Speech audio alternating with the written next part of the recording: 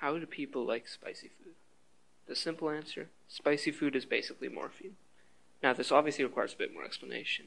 First we have to take a quick look at how spicy food even tastes spicy in the first place. So when someone asks you what even is spiciness, most people end up answering that it is just a form of heat. And it turns out that this is actually fairly scientifically sound, in that we perceive spiciness using the same mechanisms, or some of the same mechanisms, that we use to perceive heat. The compound responsible for spice is called capsaicin. It looks something like this. It works by binding to a receptor called VR1, which is commonly found on your tongue. VR1 is usually stimulated with heat, or physical aberration, and basically it works by allowing cations to pass through a neuron's membrane and into the neuron when it's activated. This resulting depolarization of the neuron stimulates it to signal the brain that there is heat present. Since capsaicin binds to this receptor, it produces the exact same sensation that a lot of heat would cause, and this explains why most people describe spiciness as a burning sensation in their mouth.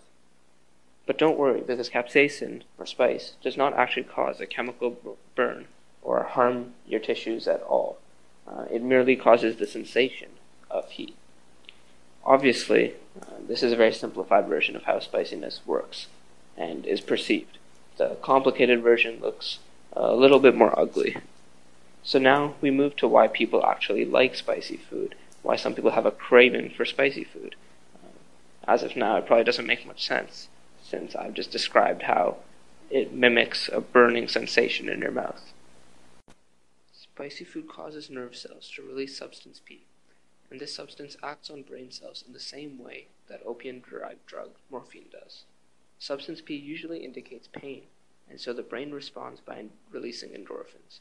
Endorphins are the body's natural way of relieving pain by blocking nerves' ability to transmit pain signals.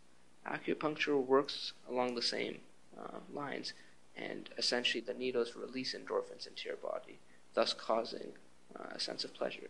Since spicy food doesn't actually harm you, you can trick your brain into releasing pleasure-causing endorphins in response to a danger that isn't really there at all. On top of that, the neurotransmitter dopamine, responsible for a sense of reward and pleasure, is also released in response to capsaicin, or spice. Basically, by eating spicy food, you're able to trigger a sense of pleasure in your body by tricking your brain in a way that's similar to how runners get a runner's high. However, the more spice you consume, the more your body becomes tolerant to it. Thus, over time, you'll need spicier and spicier foods to cause the same pleasurable effects. This is why people who usually eat spicy food tend to develop a higher and higher spice tolerance, especially when compared to people who do not eat spicy food. That's all for this video.